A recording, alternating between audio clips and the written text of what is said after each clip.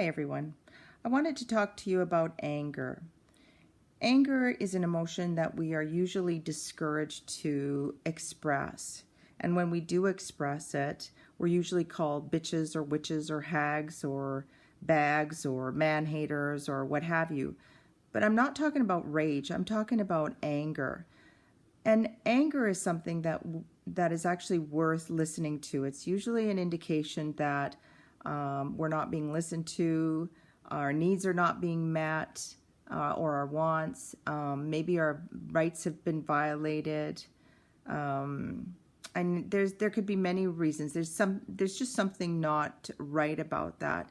But society discourages us to talk about it. Even at the university, it's like there's something wrong with you. You know, if you're angry, you know, you've got a problem, right? And this is how it's expressed by others, right? So we learn to fear our expression of anger, and then we hold it in. But the thing is, when we stay silent, we're not being clear of how we feel, how we think, and what our needs or wants or desires are, because they're no longer clear anymore.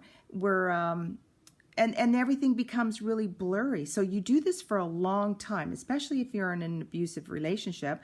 Eventually, you don't know what the hell you're thinking about anymore.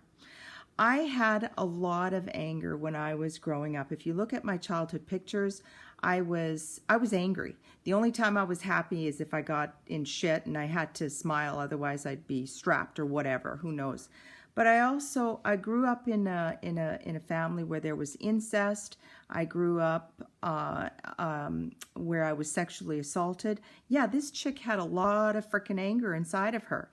And so I would just be burning most of the time. But when I was a single mom, I had my 3 kids, I ended up picking up a really amazing book. And I read lots of books, and there's no current book that I could say, yeah, it's dramatically changed my life. But The Dance of Anger was one book that was amazing. And although it's indicated for intimate relationships, I think it was more intimate relationships with yourself. That's how I see it.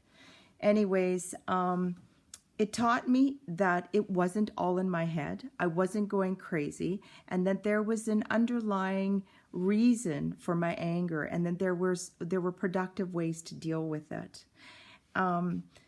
It's an old book. I think it was copywritten in 1985. I don't know. You probably could still get it. It's used. But I'm requesting you to, whenever you get angry or that the bubbling starts to stir up, I want you to ask yourself some questions. I wrote a couple down. What is the real issue? What do you want to accomplish? What do you want to change? What will you do or what won't you do?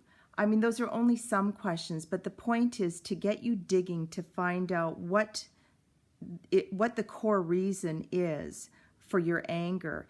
It might not surface right away, especially if you've been holding it down for a long time, but it will surface eventually. And that's why I love that book.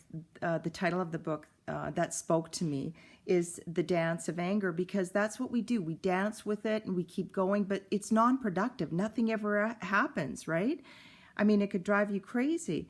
So it's about reflecting on what's really coming up, what's happening inside. What do you need? What do you want? What are you being asked that you don't want to do?